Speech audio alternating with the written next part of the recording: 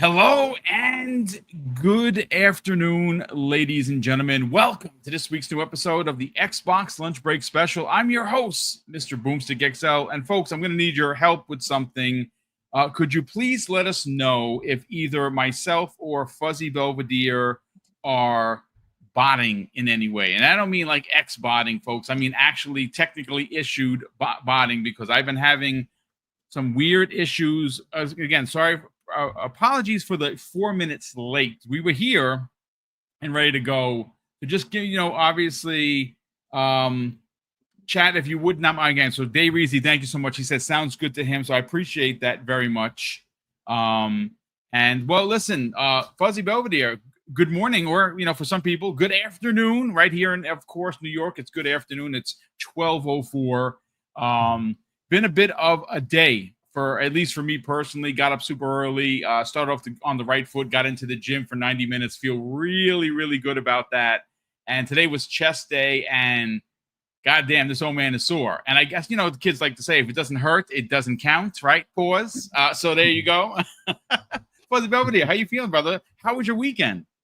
I'm feeling great. Glad to be here with you guys. Let me know if I'm botting, because I'm starting to think it might be my internet, although everything appears to be good. But there's always a chance that I might have to do some resetting of settings. But man, it's been great to see the change on social media as far as how PlayStation fans are now coming to the realization that maybe multi-plat is the way moving forward. So we got a lot to talk about. But man, it's so good to be here, and yeah. Got some interesting topics. Yeah, we're going to have fun today. Now, of course, Chaos Lounge, who was with us last week, will be joining us a little bit into the show, because he gets off of work, and by the time he gets home, it's about 30 minutes into the show. So we're going to save the big AMD Magnus conversation. And of course, we're going to be using Colt Eastwood's video for a bit of a 5 to 6 minute watch and presentation, because Colt does break it down in an excellent way. I talked to Colt yesterday, and I was like, hey, listen, do you want to give it a heads up? I want to use your video. And he's like, of course, by all means, go ahead and use it. And by the way, that video was upwards of 105,000 views, which is insane. And again, listen, let's call a spade a spade. No one does it better than Colt. He makes really good videos, and he explains this in such a very detailed and excellent way, where even someone like me, who's not a PC guy, understands what will be dropped into this new Xbox as soon as potentially next year, which is insane. Of course, it's not going to be the Xbox-made Xbox. It's going to be a OEM device, probably one of the big makers. I would imagine that because of the deal with Asus right now with the handhelds, there's a really good chance that Asus or Asus, however you want to pronounce it, may actually be the one leading the charge with the first OEM device, because obviously they're already partnered with them. And I would imagine that whatever tech is going to be going into this is going to be serviceable and potentially licensable to other avenues, like the Lenovo's, like the Dells, like the Alienware. So we will certainly see. But that's not the only topic we're going to get into, folks. I had originally written a show regarding Kojima's OD. Obviously, we do have a story that was done by one of the Xbox websites. Of course, I have that on tap and ready to go. And we got some quotes from him. I'm kind of wondering if this year's Game Awards is where we're finally going to get a gameplay trailer of sorts.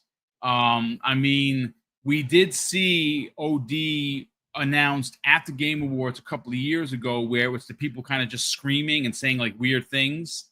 And you know what? I mean, it's Kojima. It's going to be weird. He had some things to say about it. I don't know if I'm going to pull that story, because the story that I want to open up with is one that I have seen raging on social media. And it's not PlayStation versus Xbox or Xbox versus Nintendo. It's Call of Duty Black Ops 7 versus Battlefield 6 for the Belvedere. And I know this is a bit of a curveball, but the one leading the anti Black Ops charge is Jez Corden of Windows Central. Jez has been incredibly pointed about moving away or going back to basics with Battlefield 6.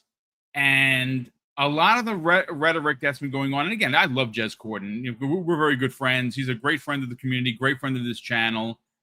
His opinion is valid, but I disagree.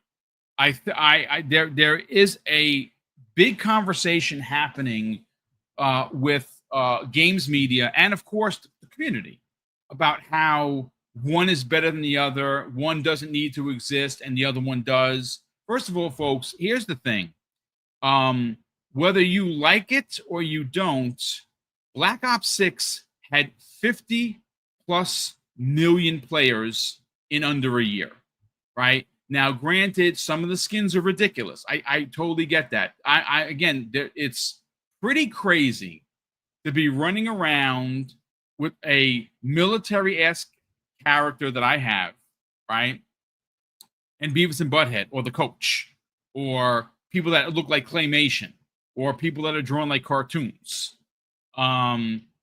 This is ultimately the Fortnite effect, I guess, is the best way to say it, because Fortnite obviously has had every potential pop culture skin that you could possibly imagine in there. As a matter of fact, there's going to be an event happening with the red and blue Spartans.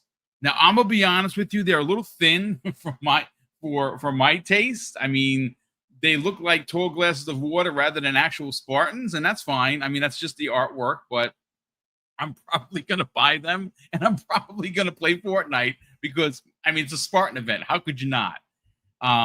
But I really, I didn't throw a poll up, but I'm probably going to throw a poll up in a second and kind of just get the pulse of the community. So just kind of bringing us back to the conversation, there is a heavy conversation happening within gaming of Black Ops 7 versus Battlefield 6. And there is a camp, Fuzzy Belvedere, that thinks that they can exist together.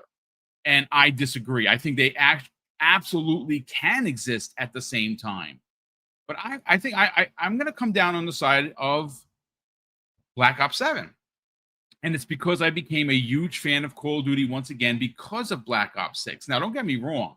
I'm an OG like you and many people in this chat. And I already paid for the $100 edition for Battlefield 6. It's not even a question. I'm playing that day one. I'm going to play the campaign. I'm going to play the multiplayer. I love the fact that they have, like, every day that goes by, there's a new piece of information on how Vince Zampella and the team at DICE and the three other teams that are helping bring this across the finish line listen to players, right? The playlist is going to be huge. The fact that there are going to be two different ways to play the game with locked weapons, with unlocked weapons, which I'm playing as unlocked weapons. The fact that cross play can be shut off and you can play with exactly who you want to play with. So if you're an Xbox guy and you want to play an Xbox and only play with Xbox players, that is a choice. And every day something new comes out regarding Battlefield, and of course we do have the beta happening later on this month, which I'm very excited for. But I'm interested to get the pulse of the community because like I said, Jez Corden's a big voice in the community. He really is. He's a great journalist. He is a gamer, and he has a real hard-on, pardon the French, pause for Black Ops 6, 7, and Call of Duty in general. And of course, he's absolutely entitled to his opinion. And his thing, is for, I mean, it's not strange. A lot of people don't like the wacky skins. People want to get back to basics. And I get it. But for me, I don't take this as me, storming map A and trying to be the best, the best warrior that looks like a military guy or girl. I'm playing the game to play the game. And I know it's Call of Duty and it is wacky and it has a wacky characters. I mean, like I said, at any given time, on one of the maps, you could be running around as Nicki Minaj, Spawn, Snoop Dogg, or Beavis and Butthead. Like, if you would have told me, a 12-year-old Boom, that was something that was going to happen with could you imagine if you're running around like when I'm 12 years old with a Hulk Hogan skin? Like, I would have bought that as a kid. I would have, obviously, rest in peace, Hulk Hogan. But Buster Belvedere, why is there such a divide? Like, are the skins really that wacky? And I mean, listen, I saw some of the skins for Battlefield, and it's exactly what I thought they were going to be. There were the same skin with sunglasses on this one, a helmet on that one, some grenades on the chest here, a knife on the chest. Look, I'm gonna be honest with you. I love Battlefield. I've been a fan since the OG Xbox, folks. And I used to play religiously online. That's right. I used to be a diehard old school cat. But I'm not spending a dime if every guy or girl in Battlefield 6 have a military-esque look that looks the same, except they have a different, additive on their chest or on their pant leg or on their arm. I'm not spending a dime there. I spend money at Call of Duty not because I'm rich and I don't buy every skin. Like, I'm not running around as a smoked out lizard. Like, I don't want a lizard smoking weed. That's just not my thing. And that's fine if it is your thing, but it's not my thing. I'm running around in skins like a vampire chick. She is freaking awesome. Mm-hmm. Let's get your thoughts on this. I mean, first of all, the main crux of the conversation is why the divide?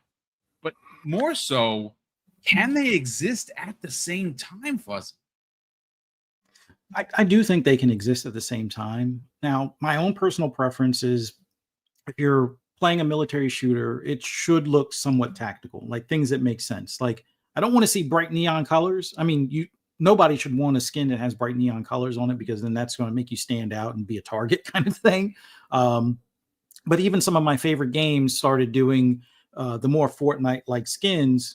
Perfect example was Sandstorm. I forget what it's called, Operation Sandstorm or something along those lines, where it was basically like either a PvP of teams for like team deathmatch, or you could do the PvE version where you're going against a whole squad of enemies where you have to clear buildings and secure like checkpoints and stuff like that. But they started adding like all of these colorful skins, which are the last thing you want to see in a military shooter. But that's just my own personal take. As somebody that was in the military, it's like, it doesn't make sense. It kind of breaks the immersion. And I play these games for more so that immersion, although I don't want to go full on like, what's the one game? Squad, which is on PC, where, you really have to find a group that you click with communication and do squad-like movements.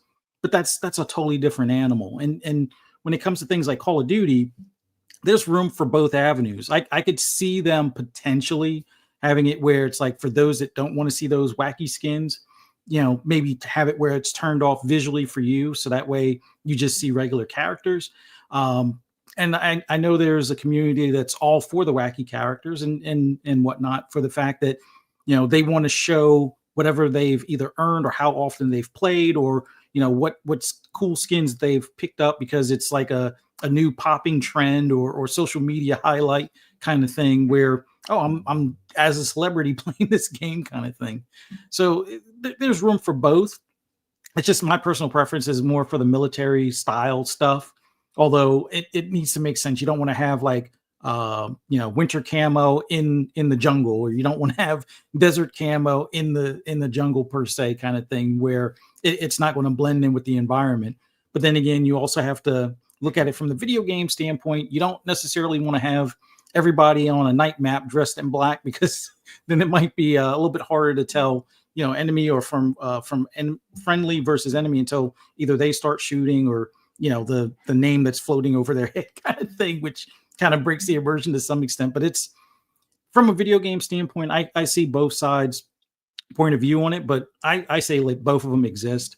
It's just my own personal preference is the more grounded in reality stuff. But I don't know why it's becoming a head now. It might just be because Battlefield is appearing to be in its best state in a while. The launch of Yes. 2042 was a little shaky, especially after the beta. It had some issues. It felt a little incomplete to some extent, and it took them a while to kind of get things back in order. And then they didn't really kill support for it, but they kind of dialed things back a bit because it didn't take off as well as they had hoped. So now going back to basics, everybody is on board with it. This go around, we'll see how things pan out after the beta, but I think it'll do really well this go around. Call of Duty kind of went through that not too long ago. Like I remember a lot of people were not happy after they went full future soldier kind of set up on it, and then it was like, oh, go back to World War II, and then everybody was kind of on board again with Call of Duty. So each one of these games goes through cycles.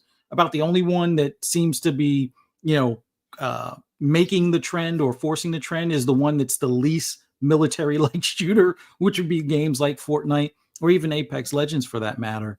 And I think because there's such a large following playing those types of games, these companies are every so often, or at least from Activision standpoint, they're going to look at those trends and try to match them to be somewhat more competitive with your Fortnites and things like that.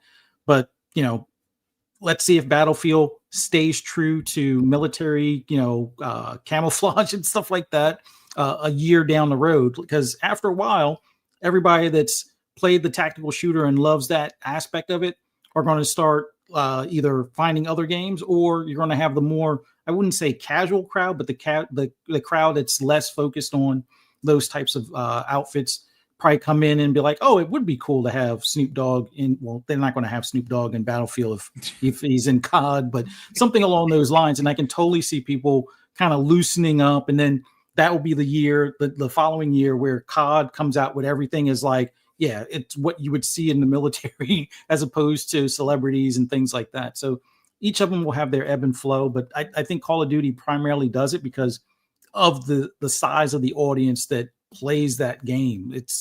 I mean, pretty much they're on top of the charts most of the time, and until you look at free to play, and then that's where like Fortnite kind of bumps them a little bit. But yeah, it makes sense. But like I said, my preference, grounded in reality, make certain modes or have it where the user can turn off the visuals of the skins. But then again, that kind of defeats some of the purpose because the people buying the skins want you to see that, hey, I'm this character and whatnot. So I would say for those that are opposed to those types of characters, purposely target those players or something. Oh, you don't like Beavis and Butthead? Just keep on doing kills on them. Well, you can't do the team kill type of thing, but focus on your energy on them, and maybe they'll realize maybe this isn't the best way to play this game. Maybe I should blend in a little bit better and be more camouflaged or a little more concealed. So that's all. You know what? I am going to remake the poll because people are asking. Fuzzy Belvedere. I did not add a third choice, which is both, which is what I'm doing. Shame on me. This is why I do the polls up front. So let me end the poll, and I'm going to start a new poll. It's going to be the same question, folks. So let me just do that. Fuzzy Belvedere. I mean, my thing is this. There is something to be said about enticing consumers to buy a skin. A skin has to attract the one particular consumer, right? Like for me, ultimately, it's probably the most nerdy thing to say. The skin's got to be cool, right? It's got to look and be cool. Everything that I have purchased, now don't get me wrong, I made two really poor choices, and one of which was a dragon with big wings. And I'm like, this. I was like, that looks awesome. I bought it. It was like when Black Ops first released, and I'm like, people are gonna see me coming around the corner from a mile away with these stupid wings. I used it like maybe 5 times, and I kept getting wrecked. And I'm like, this is a stupid skin. So of course I couldn't get my money back. It's fine. And what was the other one that I bought? That I bought it on I saw it like, oh, that looks great. I bought it. I'm like, this skin sucks. It happened twice. I spent money twice, and I'm like, stupid me. But for the most part,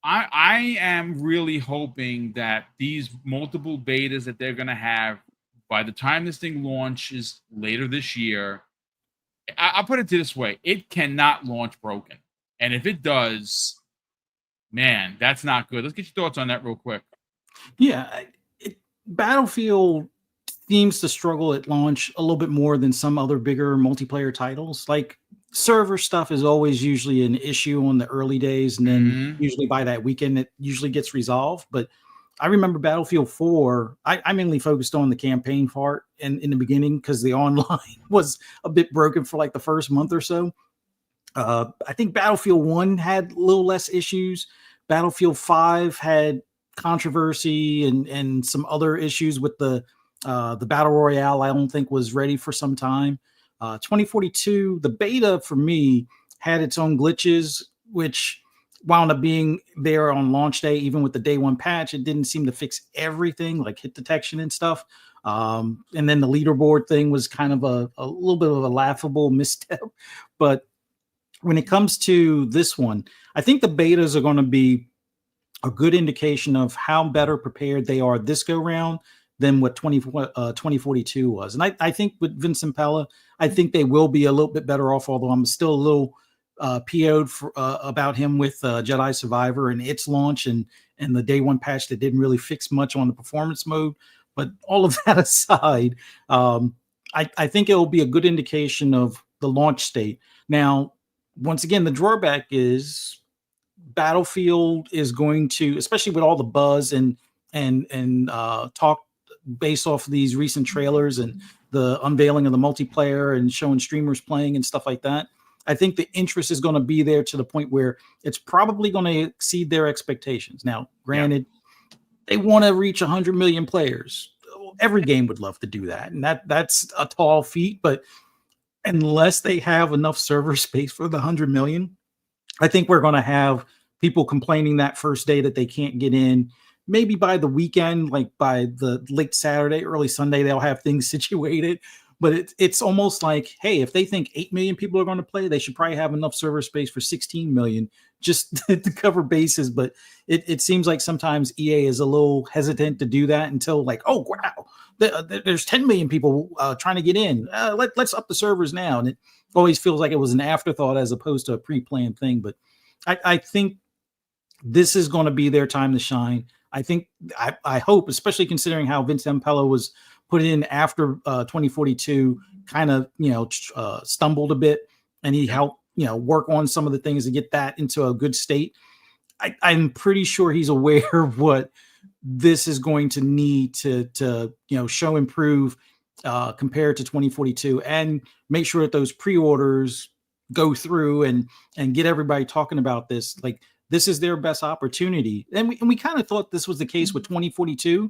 And remember, they blamed Halo to some extent on their stumbles and stuff, but this is their best time to shine. And it's not that Call of Duty has taken a misstep, although people keep on saying, oh, it's gotten worse every year. And I think some of that's the Xbox tax talk kind of thing, since Xbox now owns them. But I think this is their best opportunity to see, Battlefield, what was it, 3 or 4, or even Battlefield 1 numbers, which I think Battlefield 1 was their biggest selling. And thanks to Pong on looking this up the other day, I think Battlefield 1 was their biggest selling title in recent years, where that one, I think, reached like 18 million. Prior to that, it was something along the lines of like, 16 to 18 million on Battlefield 3. Battlefield 4 did well, but it did less at 14 mil. So I think this one will see similar numbers to what Battlefield 1 or even Battlefield 3 saw, as long as it's working out the gate, which, fingers crossed, it will be. And I have more confidence in this prior to playing the beta than I did in 2042 prior to playing the beta. So if that's any consolation prize, we'll see. But I'm pretty sure Vince Pella knows the importance of how, not that it's going to ever be flawless, because I don't think any game in this modern era with the amount of players playing releases flawless, although there are a few, not many with multiplayer, but I think he understands the importance of this. And I think he'll deliver or do his best to deliver that from this beta moving forward to launch. Well, again, we will certainly see. But Chaos Lounge, first of all, brother, welcome back. Great to have you here with us again. You killed it last week. Great opinions from you as well. Of course, your channel is nearing 15,000 subscribers. So congratulations on that. That is really good work. Listen, before we bring you in, let me just catch up on the two super chats and a channel member chat. And then we're going to get your opinion on Call of Duty versus Battlefield. And then we're going to slide right into the AMD Magnus leaked specs. And we're going to use Colt Eastwood's video, which, by the way, is brilliant for a jumping off point. And I got to tell you, man, the more I hear about what could be coming next year, I actually think they might have caught Sony with their pants down. I really do. Like, honestly, I know that, you know, in some instances, the PlayStation 5 Pro is doing some things better than the Series X. I mean, it's been proven that is happening. Is it rampant? No, it is certainly not. In some instances, the X is still doing better. But if they can get this OEM device to come out next year, and it appears that is what is happening, and Sony is going to be kind of left holding the bag, so to speak, if all they have ready to go is the PlayStation 5 Pro. And again, there's talk, ladies and gentlemen, whether it be 28 or 29 for the next PS6, that is not really good. I really think, and it really what it comes down to is, I've said this privately and I'll say it publicly, I think being at the top spot for as long as Sony has been kind of made them a bit arrogant and maybe even a bit lazy. You know, again, the PlayStation 5 Pro is a mid-gen refresh, sure, but is it blowing off the doors? No, it hasn't been blowing off the doors of a lot of the games that have been coming out. But we will get into it. But Chaos Lounge, I'll be with you in a second. Adidas20 drops a very generous $2 super chat. He's on vacation, so hopefully, sir, you are enjoying your vacation. He says simply, salute. Well, salute to you as well, my brother. Thank you so much for being a part of today's show. Super appreciate the generosity. Elemental Pio, a good friend of the program, has been a channel member for a whopping 40 months. So, brother, that is very kind of you for the support. He says, happy Monday. I was testing out some Game Pass games streaming on my TV and laptop with the additional owned titles that I have in my library. It's looking better. Yes, as a matter of fact, they just added 103 new owned titles to play via your streaming, which is awesome. Again, eventually, all of your games that you own are going to be available to be streamed. They're doing it in increments. But thanks so much for the generosity, brother, and the support. We also have Oscar Wheat in the chat. Drops a very generous $2 super chat. It says, which Call of Duty had a third-person option to see the skins? I mean, the replays, I see them, so I'm always happy with that, especially when they do the up-close. And listen, I'm not going to front. I get a lot of those because I'm not going to. I'm going to pat myself on the ass live on the air, folks. I'm pretty damn good in Call of Duty. I really am. Now, a tournament good? No. Good with the community? Yeah. For an old man, I'm actually pretty good. So I see myself getting that replay on a regular basis, and I'm proud of myself. But listen, Chaos Lounge, let's talk Call of Duty Black Ops 7 versus Battlefield 6. Now, granted, there's been a lot of talk. Jez Corden of Windows Central has been on a tear on social media, basically condemning the skin scenario that Black Ops 6 has gone through. I would imagine it's probably going to get worse for Black Ops 7. Listen, if you don't like the skins, don't buy them. If you don't like the multiplayer, don't play it. I think that they are two vastly different audiences. I think that there are people that there are Call of Duty gamers, and most of them are kids, right? They're all younger, and they like their Call of Duty and they like their wacky skins. I think a lot of OGs, a lot of older guys like myself, like you, like Fuzzy, maybe people in the chat here, like the grounded military. Where do you kind of sit? Can Battlefield 6 and Black Ops 7 exist at the same time and both be successful, Chaos Lounge? Absolutely. Both of those games, in my opinion, target a different audience. Call of Duty is, I know they have their kind of slightly bigger maps, but it's always kind of when I think of Call of Duty, I think 6v6, I think close quarters combat, confined areas, smaller corridors. If I think Battlefield, I'm just thinking vast maps. It's the bigger maps, the tanks, the helicopters, the fighter jets. It's to me, though they are kind of like in the same kind of well, they're in the same genre, but they are two so different games, and they will definitely have their separate audiences. I think 6v6 is way better handled with Call of Duty, whereas open world kind of combat, the way Battlefield does it, at least they used to. They used to do a good job. Battlefield 3 was probably my last favorite one that I really enjoyed. I played the hell out of that one. Battlefield 4 was okay. One I could never get into, and the latest one I didn't even bother after the way it launched. That one was just a complete and utter mess. But yeah, I think they totally can exist. I think there is definitely an audience. I don't see this need to pit them against each other. I know Call of Duty has definitely had a lot more hate since it's come under Microsoft's umbrella. That's no Yes. surprise. It's like everyone, like before it was like half the audience wanted them to fail. Now it's like everyone wants them to fail. Are you suggesting that there might be an Xbox taxer? Is that what you're suggesting? Because I'd have to agree with you on that. 100%. I mean, there is definitely like you always see it on like social media. It's like, oh, no one plays it, but it makes like 1 billion sales, and it's like, yeah, sure, no one's playing it, but the amount of hate it gets is crazy. As for the skins, I think Microsoft has seen. Look, if people pay money for it, they're going to do it. It's that simple. If you don't want something to come into your game, you don't spend money on it. Those, people you like always complain to Ubisoft about those boosters and stuff like that. I'm just bringing that in as a segue as an example. If people didn't spend money on it, they wouldn't be doing it. They'd be finding other ways to monetize. So these skins and these collaborations are clearly working, and they're clearly increasing revenue. Sure, some people might not like to see it in their game and it might put them off, but they should. I'm not sure if it's actually available right now, and if it's not, they definitely should do this. Just add a toggle so you don't. If I don't want to see it in my game, and I just want to see military shooting, add a toggle so I don't see any of that, and that fixes everything. Well, they don't have that as far as I know, and I play pretty much every day. But I mean, I guess that would work to some extent, but then what it would do for you as the player is really shrink.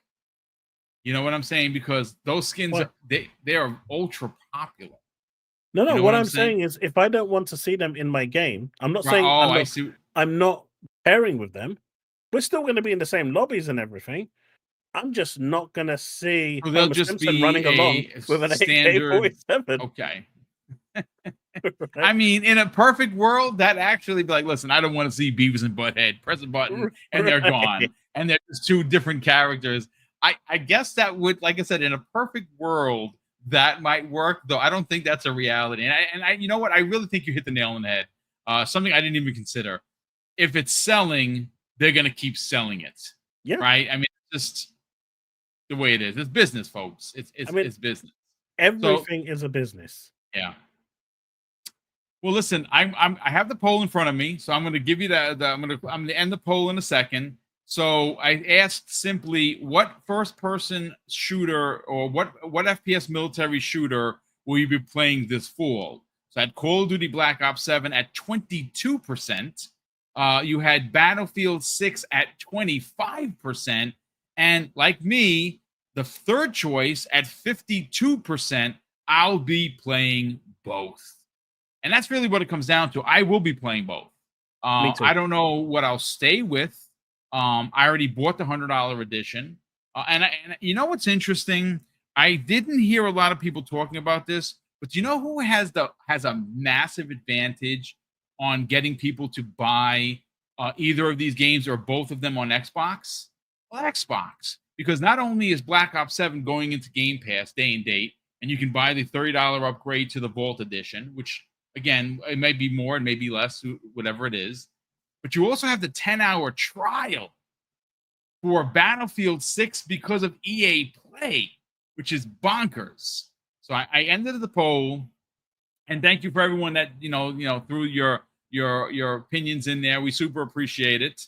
But I am going to, gentlemen, look, I am really excited for the future of Xbox. I think everything that they are currently doing is very exciting, right? Like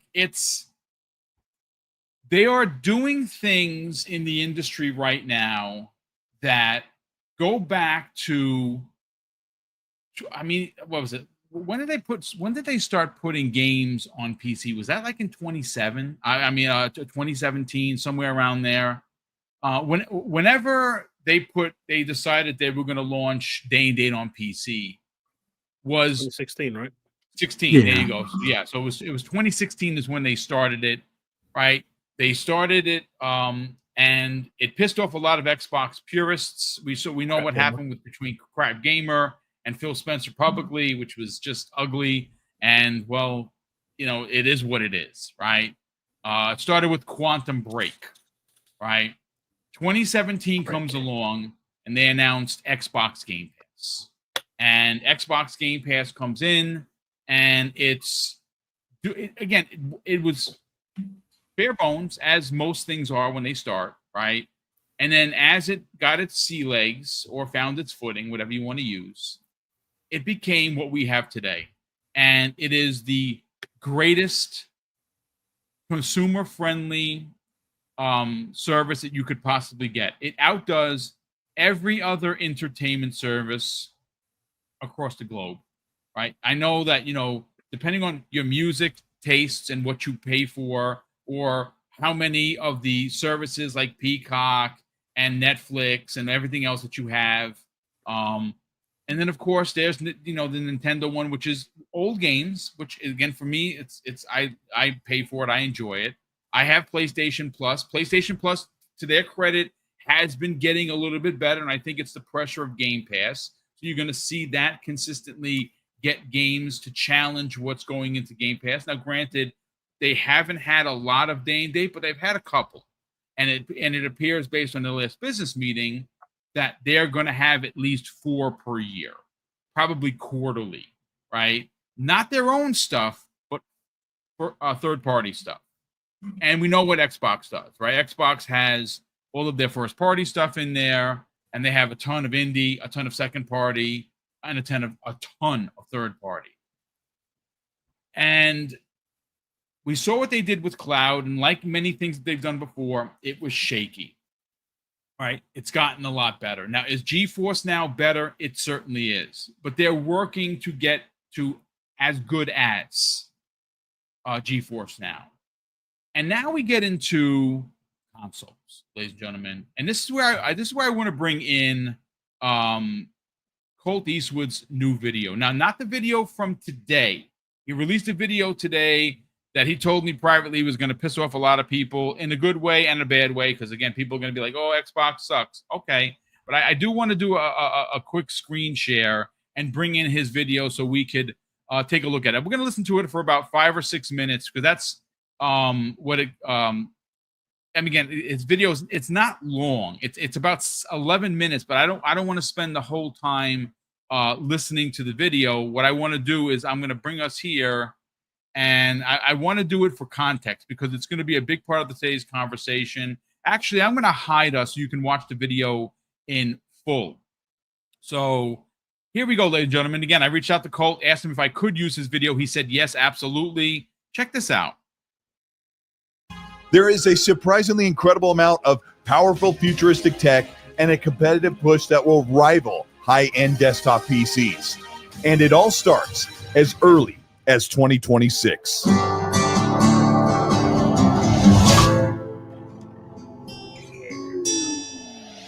A trusted hardware leaker, Kepler L2, revealed detailed hardware profiles for the latest upcoming AMD chipset that is slated for the next generation Xbox console and cloud hardware.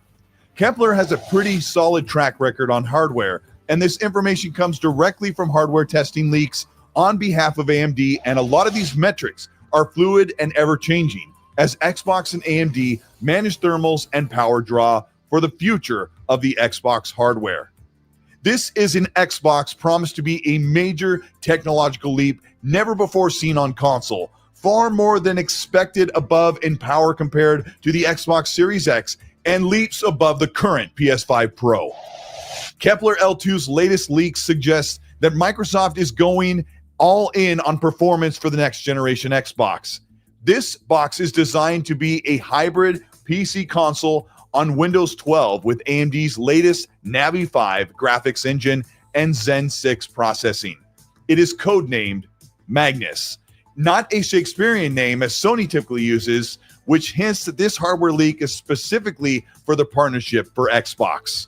The next generation Xbox hardware PC hybrid touts a CPU with an 11-core Zen 6 with 3 Zen 6 cores paired with 8 Zen 6C cores, likely functioning as 10 cores with 20 threads, compared to the Xbox Series X, which had 8 cores and multi-threaded up to 16.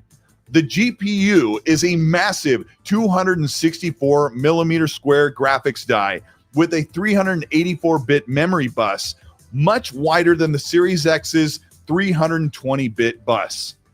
The rumored 36 gigabyte GDDR7 shared memory pool is a generational leap from Xbox Series X at 16 gigabytes of GDDR6, a 2 times boost of memory, which helps with game logic, textures, and multitasking, and will do far more, which will be revealed in just a moment. The architecture, based on AMD's upcoming UDNA, which is essentially the future of RDNA 5. This is a unified architecture that merges RDNA and optimized for AI. And the best part, developers won't need to optimize separately for RDNA and other architectures, just using a one unified platform. Cross-platform efficiency is going to be one of the major advantages for Xbox's AMD chip, using easier scaling across the Xbox OEM console that is rumored to come out in 2026. And this next generation Xbox first-party console for Microsoft that is set to come in 2027. Also, they're including their cloud, which is an upcoming next generation leap set to be far more powerful than the current NVIDIA GeForce Now. AI acceleration will expect dedicated hardware for machine learning, upscaling, and real-time enhancement, something that the current RDNA lacked. The performance gains are said to be a projected 20% boost in rasterization and a 2-time improvement in ray tracing over RDNA 4. This means that you'll likely get more real-life path-traced ray tracing in your games. According to this hardware leak, Microsoft seems to be prioritizing raw power paired with AI capabilities, possibly aiming for a hybrid console PC experience with a ton of headroom and overhead for developers to make games look blisteringly fast, razor sharp in resolution, and have all of the lighting models to make games look incredible. The chip scale and memory bandwidth suggests that ambitions beyond a traditional console. This chipset from AMD can be powered and scaled down for lower wattage and frequency for handhelds. This means that Xbox can co-develop AMD's next generation chip that can be utilized across all Xbox supported devices. The AMD Magnus SoC will provide custom form factors like the upcoming OEM console rumored for 2026, a set-top PC-like hybrid console box from third-party manufacturers like Asus or Razer. This means that AMD and Xbox's partnered SoC can be purchased or utilized across other manufacturers to make the OEM Xbox PC console or Xbox's own handheld or third-party handhelds with the actual Xbox chipset, which means you will get to play all of your supported games on any of these devices as long as they're using this Magnus SoC. So, gentlemen, I'm going to stop it right there, and we have a lot to get into. There is a lot to cover here. Fuzzy, I'm going to go to you first. First of all, this future for gaming sounds insane. Like, again, we are getting into uncharted territory where anything is going to be your favorite console. If you are an Xbox player, you're going to be able to be a part of the conversation financially by using Xbox Game Pass as your main, and where you want to play and how you want to play is literally changing the game. So shout out to Colt Eastwood for an incredible video, which has over 105,000 views. Congratulations to him. I don't think I have anything even remotely that close in all of my years, and he does that on a regular basis. And he broke it down in a way that I can understand, and I appreciate that about the way he does his videos. The fact that you're going to see, and I said for the first time, but actually someone had made mention that back in the days, the 3DO was made by Panasonic and by someone else. So there was multiple versions of the 3DO, and that was considered an OEM device 100 years ago. But in modern gaming, Fuzzy and Chaos Lounge, we have always had boxes or set-top boxes made by Nintendo, PlayStation, Sega, Xbox, right? We've seen Neo Geo. We're going back into a couple of generations. But the future that has been put on display as recently as the June event with the handheld that is going to be at Gamescom in a big way and released later this year, I mean, that is just tip of spear. And what exactly this OEM future for Xbox specifically, because I don't think that you're ever going to see a PlayStation made by anyone else. I don't think you're going to see a Nintendo made by anyone else but Nintendo. But I gotta say, guys and chat, this future for Xbox really does bring and merge PC gaming with console gaming. And it appears that even, because again, most people in this chat have big boy PCs. I don't. And even if someone offered to give me one, I would decline because I'm not a PC guy. I'm a console guy. This future that could start as early as next year with an Asus OEM device that is going to be this magic box underneath your TV that's going to give you the ability not only to play Xbox games and Xbox Game Pass and your library, it's going to make people who are non-Steam customers like me become a customer, because I will be able to play a game like a side-scrolling beat-em-up, for instance, that's only on Steam because it was made by 3 people in their basement. But they launched it on Steam. I could now buy it. I can play it. And I'm going to have easy access across the board for Steam games, for good old games, and, of course, the Epic Game Store on top of everything Xbox has. I got to tell you, man, this future is exciting, but the power of this next thing, Fuzzy Belvedere, it seems like Xbox is not 2, not 5, but potentially 10 steps ahead of Sony when it comes to next generation. Let's get your thoughts on it. Well, where to start? Like, I think the big thing is with Xbox moving in the direction of having it where they're blurring the lines between a console and PC, although consoles have always been kind of like lower spec PCs, more of a optimized version or optimized box that's easy to build for and stuff.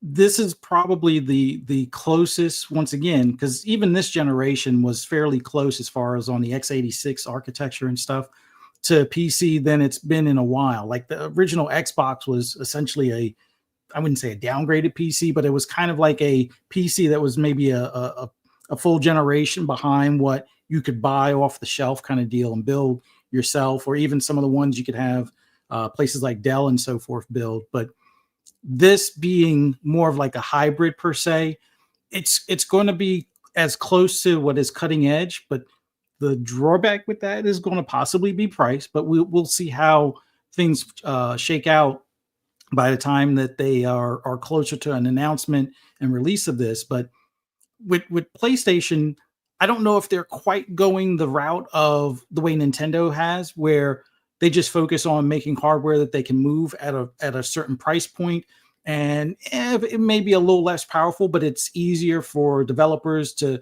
build for.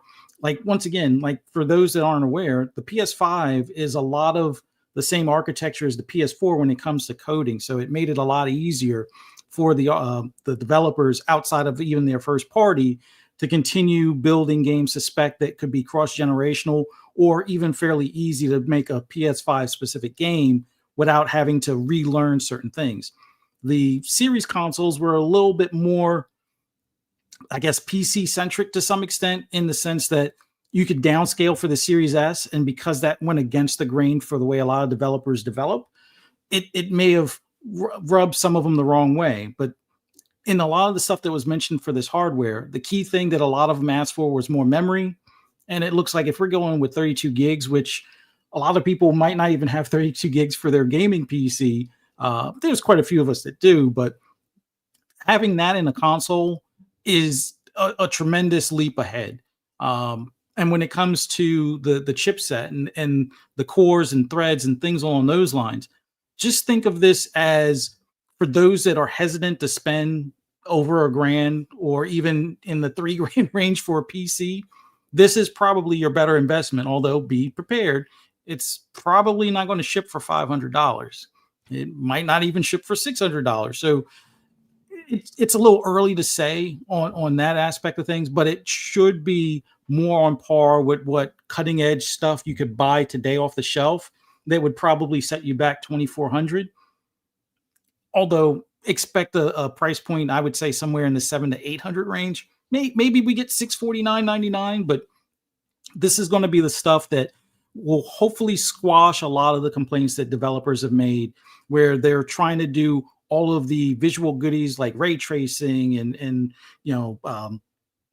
pretty much the different like specular lighting and particle effects and things along those lines, without it being locked at 30 frames. Like, they could probably go ahead and build games with all of those visual goodies and have a baseline starting at 60, and maybe even some they can stretch up to the 120 with some overhead room to be able to pull that off. But this is what Xbox has been known for the past couple of generations, where, I mean, aside from them not doing a mid-gen refresh this go round, they've always tried their best to be ahead of the power curve. Now, the Xbox One, depending on who you ask, as far as the chipset, they went for other factors that put, instead of raw horsepower, they went with more memory, which would have been better if more devs focused on like the amount of AI on screen or things along those lines, as opposed to resolution scaling and such. But this sounds like the target, or the exact type of product that, like what Phil said, we'll never lose that power narrative again. This is pretty much what they're going for. And if they're also targeting this same chipset for the cloud, this should bring them closer, or a lot, maybe even a leap ahead of what NVIDIA now or GeForce Now will be, which, keep in mind, those guys are still going to upgrade GeForce. So we'll see what they have in store, in the next year or two, if they upgrade even further, because they're still upgrading their chipsets, although they're looking more at the, I guess you could say, enterprise aspect of business, as opposed to the consumer per se, with their chips, both for AI as well as graphic cards and stuff. But yeah, it's great to hear some of these initial leaks, which, yes, some stuff may change, but we'll see what other features they're able to roll in. Like, I remember hearing early on in this generation that a Windows 12 was going to be the adding of something like quick resume to PC market, which I know they've been trying to work on that, outside the Xbox, which that was an innovating feature that nobody knew that they needed until they had it. And I wouldn't say we can't live without it, but it's one of those underappreciated features that now it just feels like it should have always been a thing type of deal.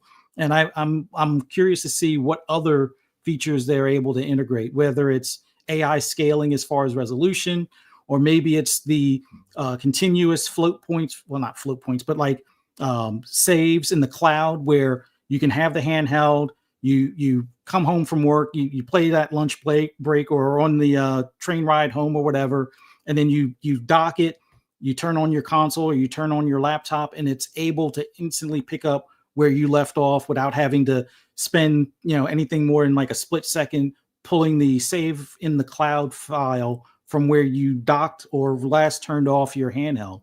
I think we'll see a lot more of those types of features along with the visual upgrades and things, but it's all exciting.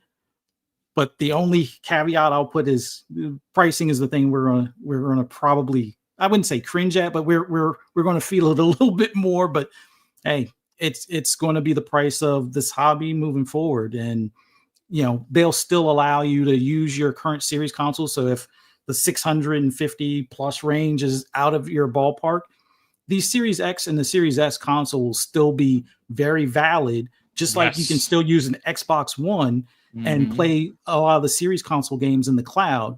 If they improve the cloud and you can use your series consoles to play those next generational games, I don't think that many people will complain at that point, because if it's like GeForce Now currently is, it will be a barely noticeable difference as far as like the artifacting or particles on screen and such, or any delays or perceived delays and things. So it's going to be great for those that are day one upgrades, as well as those that might wait until about mid-gen to do the upgrade, because they'll still be able to use their current hardware to play the latest and greatest games. So it's exciting. It's exciting, but you make mention of price. Now, obviously, Colt's video is in the show notes, so if you want to go watch the video, it's about just a pinch under 12 minutes. I think you should watch it. I've watched it 4 times for better understanding, and of course, so I can explain myself while I'm live on the podcast. He thinks that that these consoles, these new OEM consoles, are going to come in at $800 at a minimum. They could be upwards of $1,000.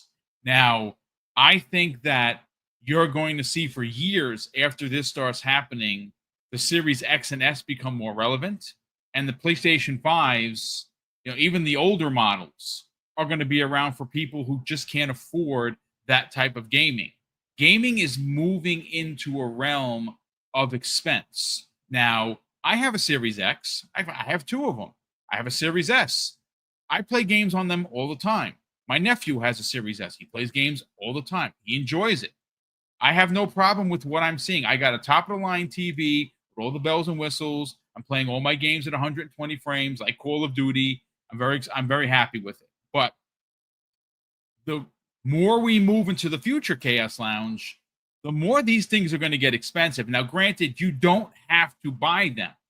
And I just want to address somebody in the chat who the chat's basically calling him out, saying that he's a troll. I don't want to ban him for just being vocal. Steve 8339. He said something to the effect that right now you can get a 5070 pre-built for £900. And he's shown it to me. He showed it to you. He's shown it to me. He has done it. Okay. He's not trolling. He has done it. I mean, listen, if you're a PC guy or gal, then go spend your £900. It's fine. But we will certainly see exactly what Xbox does with these OEM devices.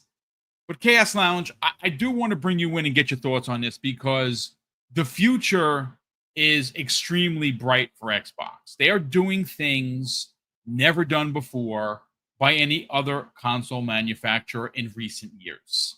Again, if you just look at the way the standard has been for decades, it's been Xbox makes an Xbox, Nintendo makes a Nintendo product, and PlayStation makes a PlayStation. That's just the way it's always been.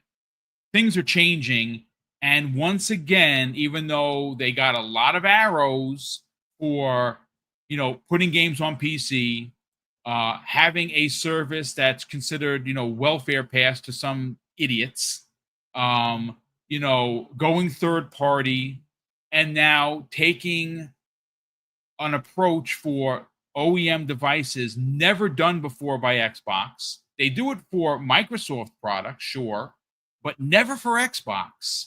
And I think that what this openly does for, again, gamers like me who don't really want to mess with PC, but have always wanted the ability to have a more powerful Xbox. Again, there's going to be pre-built Xboxes, I'm sure. but there's also potentially going to be an opportunity for you to go to a Lenovo, an Alienware, or even an Asus and say, okay, this is the standard one. This is $800, but I don't want that. I want one that's going to cost me $1,400. So I'm putting in 2 terabytes. I want this graphics card. And I don't know if that's exactly how it's going to be, but I would imagine there is going to be more beefier Xbox OEM devices. I want to get your thoughts on what Colt Eastwood had to say on the future for Xbox. So I've been talking about this for quite a while with my community as well. And my opinion is that Microsoft is going to have their base kind of, this is the minimum spec that you can go with. Anything below this, and it's not going to have the approved by Xbox logo on there. That's going to be the base minimum that you need to run all the games, whether it's at 30 FPS base minimum, but all the previous games that are backwards compatible as well. That's the one that's supposed to be coming from Microsoft in 2027. The one that's coming in 2026 is supposed to be the Asus one. At least that's what we're assuming. That's the rumor anyway, that it's going to be the Asus one or the Asus, whatever you want. And the key thing here is going to be price. Yep. Asus can't subsidize. Microsoft can. Microsoft can subsidize for controllers, Game Pass, games being sold, accessories, memory cards if they decide to go down that route again. Hopefully not. But they've got so many different ways of services that they can subsidize through. Microsoft can keep the console down, and I think their version is going to be for the layman. You know, for those that are casual gamers or just want to game.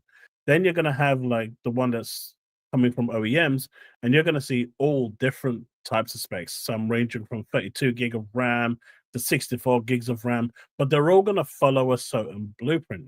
Now, the key here, which no one is really sure about because they're not really saying, is how these boxes are going to be made. Are these cards going to be soldered on? Will you be able to interchange these components at your will? And that's the key thing that no one really knows, because these OEM boxes could literally be sold as is for all we know. And that in itself will kind of reduce the cost a little bit. But I still see the one that's coming next year. You're talking about basically pre-built is what you're saying. Pre-built, but you can't change the pieces. Gotcha. The way that actually, like the RAM is soldered in, rather like you know how you have with laptops or like those little you can't change shuttle anything. PCs. You can't really change anything. So you buy them as is. Now, I don't know if they're going to go down that approach to keep them more console-fied and whatnot. But the key here right now, I see the vision Microsoft is doing. I think it's definitely in the player's interest. The key now is price. Because if they release it at, say, if Asus comes out and says, all right, folks, check out this shiny new box. It's going to rival the 5090 or the 6090, whatever's back then, right? I'm just hypothetically speaking, we're going to have 64 or 128 gigs of memory. We're going to have CPU that's faster than the speed of sound, all for an easy $3,000. And then you're like, right, what's the next option with that one, please? So the price point, I think, is going to be real key in order to keep people engaged. And I really hope that the response won't be, well, for those people that can't afford it, we've always got the Series X. We got the Series X for you. No, don't say that. Please don't say that. We don't want them to go down that route. We don't want another Don Matrick moment, right? But I think price will be key. I think the Asus one is going to be slightly more elevated in price unless Microsoft steps in and decides to eat some of that cost, which is always possible with the first outing. But I also think it's going to be very interesting because Microsoft's going to be watching this very, very closely. Let's hypothetically say that the console comes out, because I don't think it'll be any less than 800, minimum 800. But I can see it going all the way up to like 949.99. I don't think they'll go to 1,000 for the simple reason that if it's 3 digits, psychologically, you're more inclined. But the moment it goes from £999.99 to that 1 penny increase, psychologically, you're out. The moment it hits that 1,000 mark, it's game over. So I think psychologically, they're going to probably try and keep it below 1,000. But Microsoft will be looking at that to see how many of these are going to ship. Now, obviously, Microsoft is going to be banking that people are going to be seeing Steam on there and other things on other launchers on there. And if you have access to Windows as well, which I assume you will be, depending on how you boot it up, because essentially it is kind of like a hybrid PC, that will also bring in a bunch of new people that would be interested in it. Like I've got a friend who's basically been a PC gamer, but he's always told me if Microsoft release a machine that has an Xbox OS and a Windows OS and I can go into any one I want, he'd buy one day one. And so you've got those enthusiasts. You've also got people like yourself, Boom, who don't PC game, right? That are going to get a taste of what the games that are on offer to people that are on Steam, that aren't on console. So you'll be able to see a wider breadth of games there as well. But it's all down to price. And let's say these consoles fly off the shelves at £900. I'm in the UK, so $900 for you guys. When Microsoft goes to release their version, they may say, hey, it's selling over there. Maybe we'll knock it off by like $100. But then if they do that, they're going to upset the OEMs. So it's a very, very tricky situation that has to be kind of handled here, because if Microsoft undercuts their OEMs, everyone's going to go buy the Microsoft official product. What are the OEMs going to sell? They're going to have to be careful about that, not damaging, their partners, sales as well. It is going to be a slippery slope. There's no doubt about it. Look, I'll say this.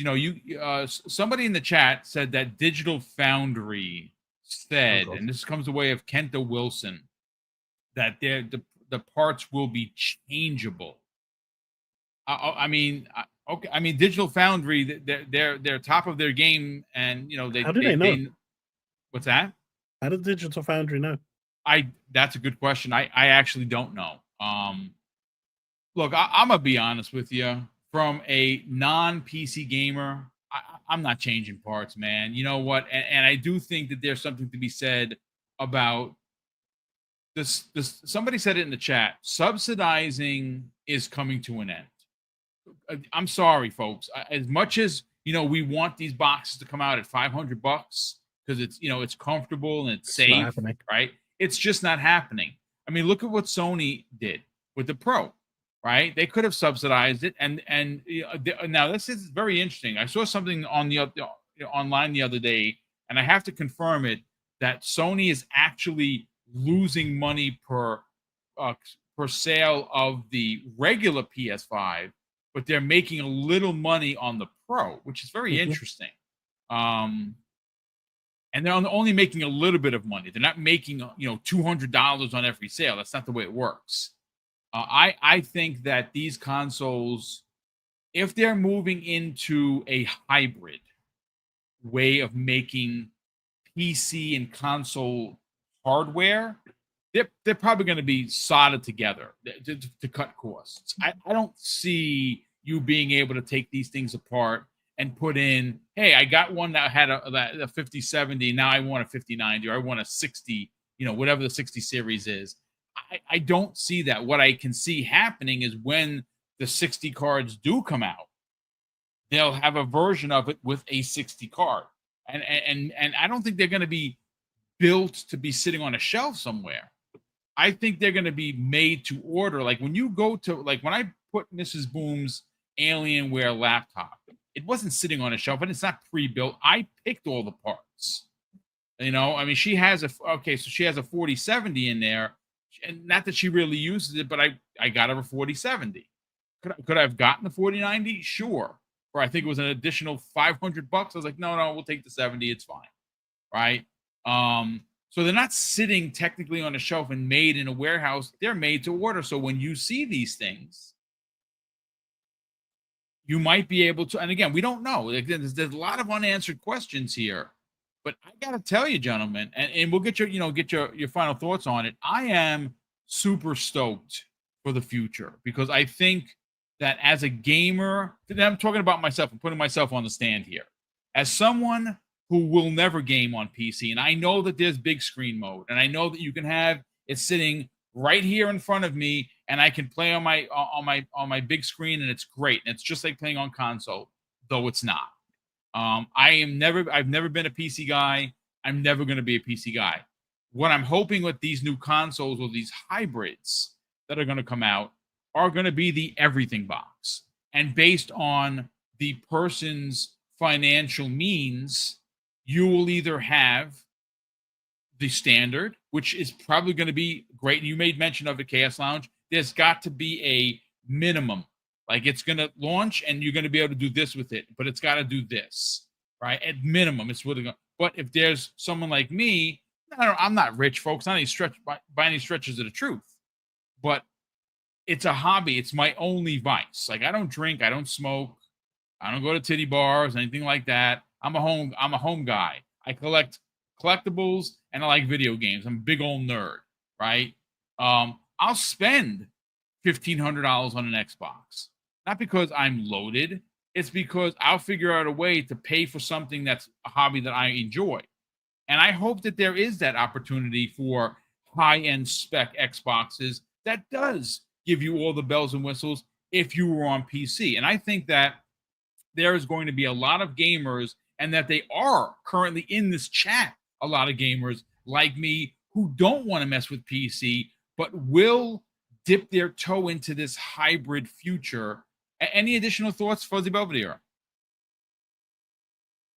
Sorry about that. Yeah, I was actually reading some of the chat as far as like the interchangeability is more so on the builder side, not the end user. Like, right. That would make more sense, because having the end user swap out parts at a later time, you might as well just do a PC at that point. But it would be easier for them to do model refreshes with updated chipset. Now, keep in mind, these are APUs where it's basically the CPU and the GPU, or the graphics card, and the brain or the processor in one chip.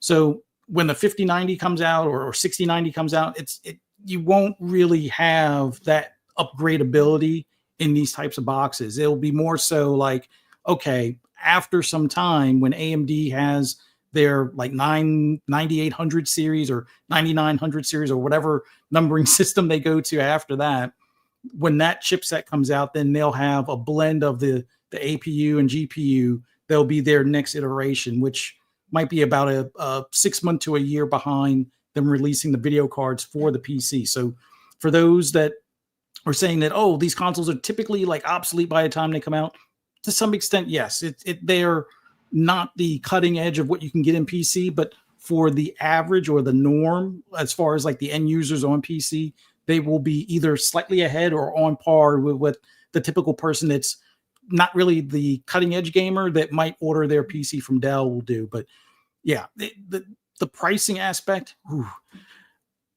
I can see subsidies to an extent in an all access program, but that's the drawback in that is I'm not finding that anymore on Xbox's site.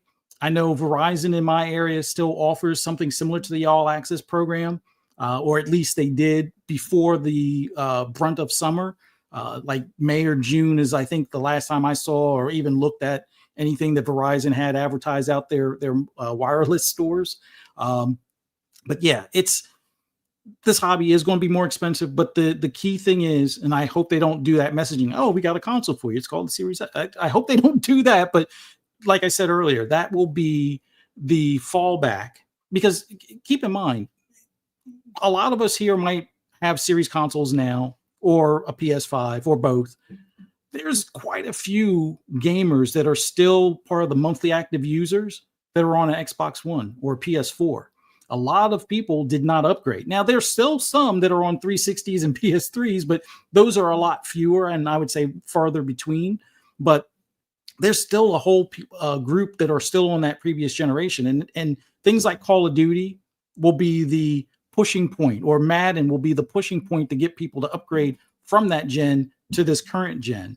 And then by the time we see that cross-generation stuff with the next consoles, there'll still be people on the Series console and the PS5, and it might take Madden 28 or Madden 29 for people to be like, you know what, it's only on the newest stuff. I guess I got to get the newest stuff, but be prepared. I mean, the cost of everything will probably go up. I don't see a shrinkflation type of situation happening.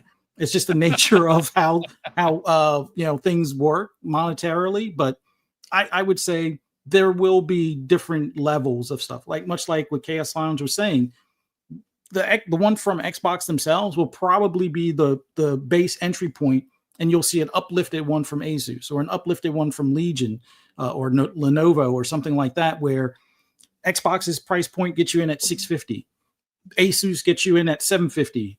The Legion Go with the 64 gigs and the 5 terabytes of RAM or the 5 terabytes of storage space, that might be the full-on $1,000 one. But there will be tiers for this, and there will probably be options where trading in at GameStop or trading in at Best Buy will possibly help lessen that blow. So don't go into all panic on the pricing, because that's still fluid and there are many factors that can change that. But just understand, much like this is probably the first generation where consoles didn't go down in price. And in fact, even the Switch is going up to some extent in some areas. Could you imagine? Jesus. Yeah. Bad. They'll get things figured out. Us that are into gaming, there will still be options that will be reasonable for us to still maintain this hobby.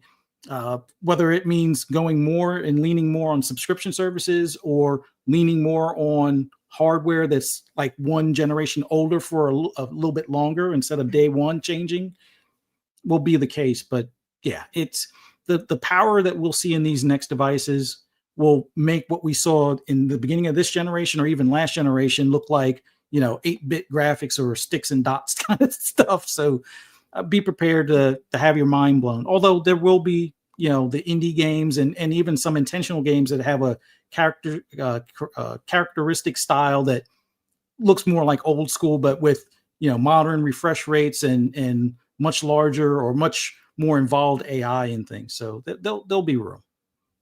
It's going to be very interesting.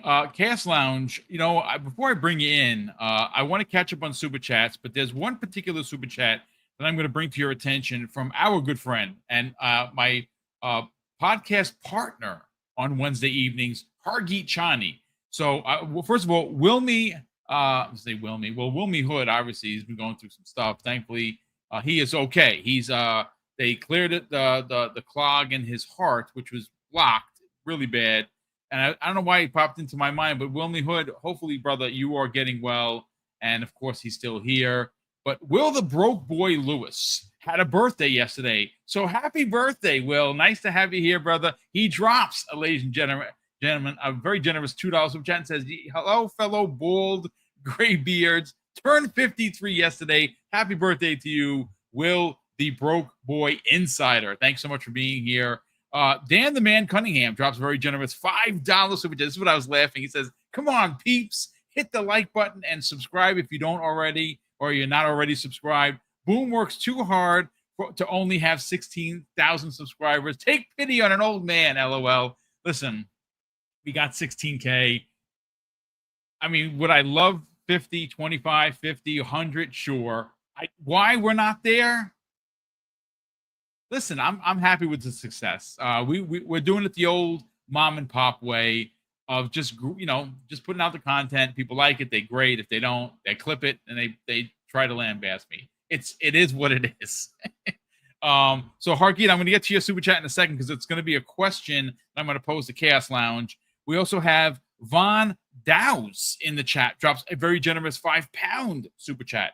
He goes on to say, in the point about price, will they look to get a lower price point if they release next year so that it puts it in a better position for mindshare wise? I mean, that's an interesting theory. Again, these handhelds are a perfect example of what's going to happen next year. These handhelds are going to come out probably for $800 for the big guy, probably around $5 and change for the little one. And the little one, you've heard Fuzzy break it down before, is no slouch by any stretch of the truth. It's actually a really good handheld. You know what it is? I think the reason why they're going OEM devices because they really want you to pick wherever you want to play. Honestly, there's going to be people playing on tablets. There's going to be people playing on phones. There's going to be people playing on TVs. And they're one of the few platforms that allow you to play anywhere you want. And I think ultimately it comes down to buying the software and buying the service. And that's really what's important for them. Not so much the sale of the console. The sale of the console is important for Nintendo. It's super important for PlayStation. It's not as important for Xbox because they have changed the game literally by allowing you as the gamer to have a choice.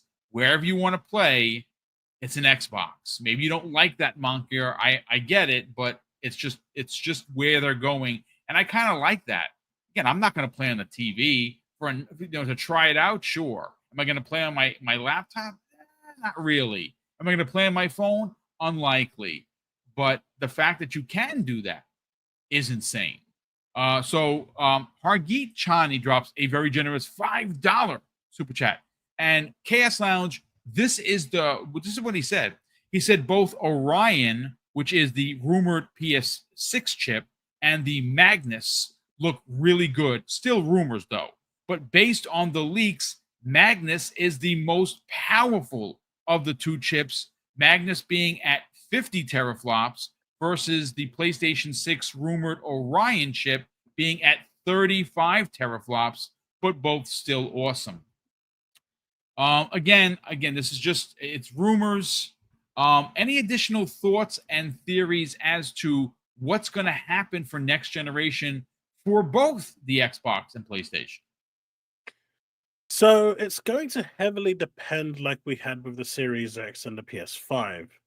It's going to depend on which one of the two things that's going to be really important is, will publishers still make games specifically for Xbox, or will Xbox now just get their PC version that's just going to go onto the Game Pass app as well as Steam and everywhere else?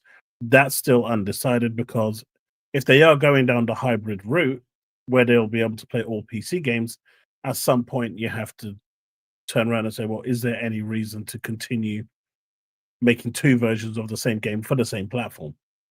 So I think that's important. If they still go down the Xbox route at that point and say, yes, we're going to make an Xbox version of the game as well as a Steam version of the game, then it's going to come down to the same thing that happened here, whichever one is the most popular. The Series X was more powerful than the PS5, but because it had a bigger market share, most games were developed for the PlayStation first, which is why it performed better in a lot of cases. Not because the Series X a slouch or anything. The Series X, by definition and by component, was way more powerful, but it was being tailored for another platform. It was being tailored for another OS. And so if they get past that, which is what I think they're doing anyway, then at that point, the Xbox will utilize, regardless, the 50 teraflops of computing power to give you the best possible visual fidelity. But again, it really depends which way they're going to go, and it's going to be down to publishers to utilize that power or not. I remember Digital Foundry once saying that they didn't understand why publishers weren't utilizing the Series X's power. When they did the thermal test, the Series X was roughly about 20 degrees lower than the PS5, which means it could be pushed more to perform better, but they weren't doing it. So it's all around market share and how they go about it. I think personally, they'll go down the route of just saying, we're going to have one version and we'll scale that depending on your next generation Xbox.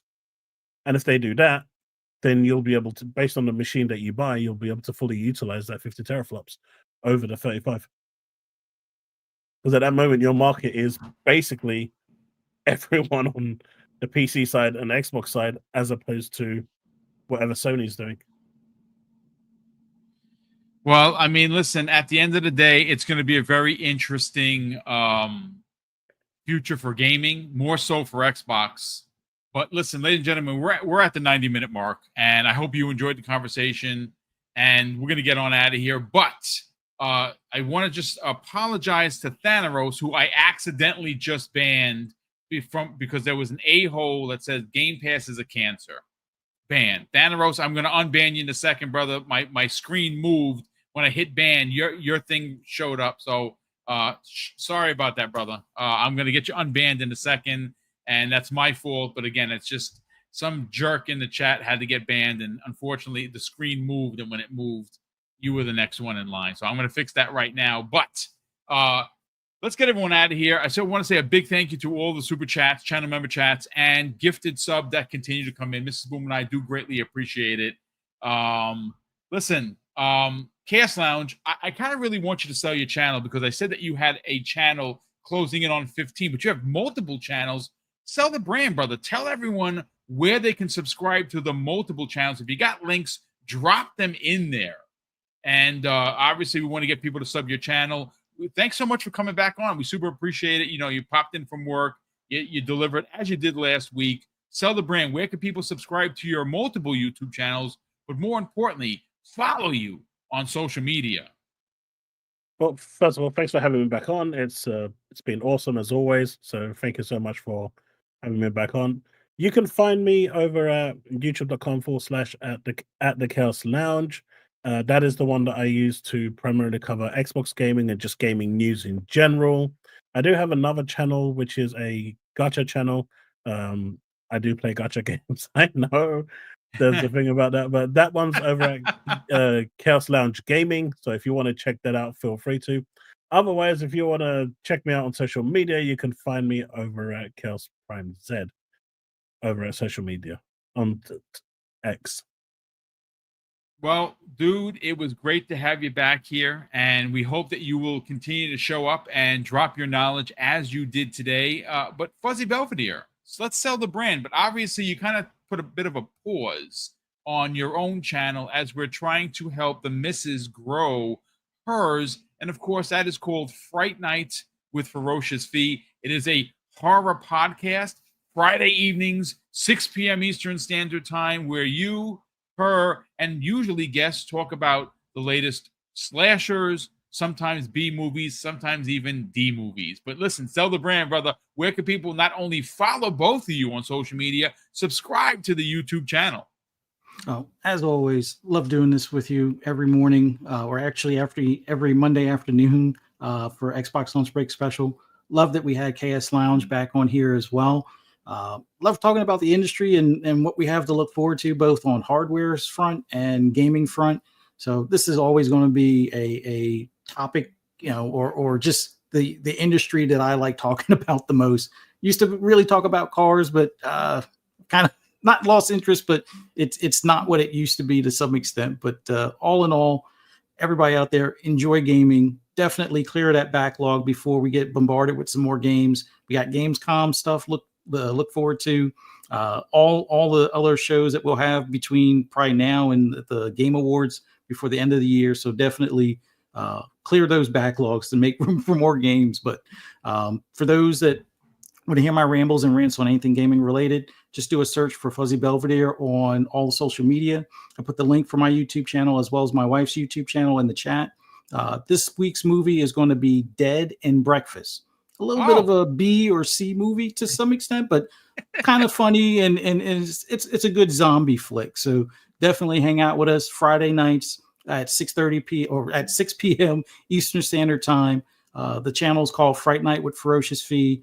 Like Boom said, it's me and the wife, usually Silent Cypher and Presto Beaches, a PlayStation fan, mind you, but he doesn't play PlayStation as much as he likes watching like horror movies and things. But we all hang out, kind of shoot the stuff as far as talking about the movies, as well as we get sidetracked on either some of the actors' side stories or the plot holes, which my wife is now on a rant about plot holes in some of the movies, but it's all in fun and we always have a good time. So come hang out with us.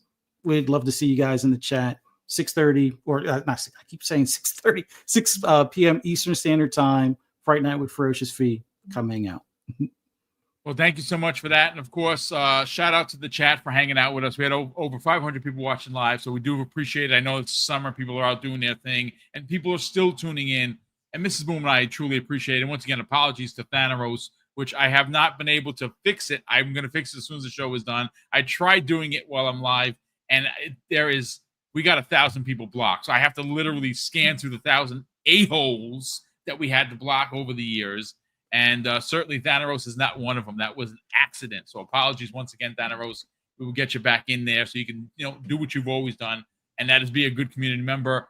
Ladies and gentlemen, that's going to do it for us here.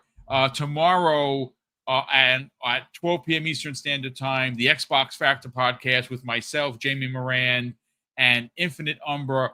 We have a lot to get into, and there is a rumor, folks, floating around about Sunset Overdrive remake. And yes, I am getting very excited because it is going to be a multi-plat. It is going to be published by Xbox and made by PlayStation's Insomniac Games. Very weird stuff right there. But we're going to be getting into that, a bunch of other things tomorrow. Thank you so much for tuning in. Hopefully you enjoyed the conversation enough to hit the like button before you get on out of here. If you're feeling super generous, ladies and gentlemen, hit the share button, share it on the socials, and let people know that the today's Xbox lunch break special went live, and that we had a returning guest in the Chaos Lounge, once again dropping his knowledge, as well as myself and Fuzzy Belvedere doing what we always do on Mondays afternoon. And of course, I'm going to close up the show with something that's incredibly important to me, ladies and gentlemen. Hopefully one day will be important to you, and that's something that my dad taught us when we were kids, and it would say, Craig, treat others how you want to be treated. And also, it doesn't cost anything to be nice. You live by those rules, son. I can guarantee you're going to have an awesome day. So take care, everyone. And we'll see you next week on the newest episode of the Xbox Lunch Break Special.